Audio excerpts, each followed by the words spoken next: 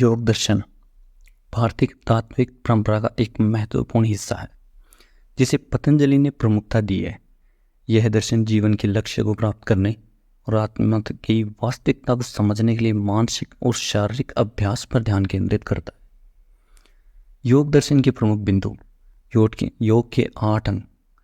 पतंजलि के योग सूत्रों में योग को 8 अंगों में बांटा गया है।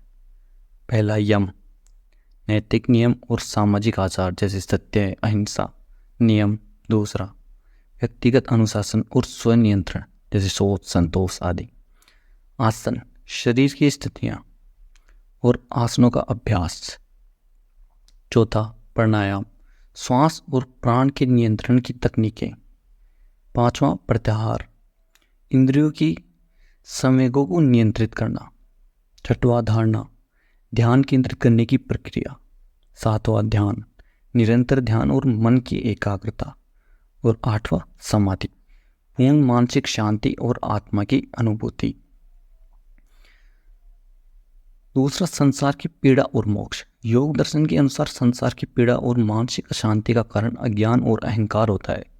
योग का उद्देश्य इस अज्ञान से मुक्ति प्राप्त करना और मोक्ष की प्राप्ति है। तीसरा चित्त और वृत्तियां।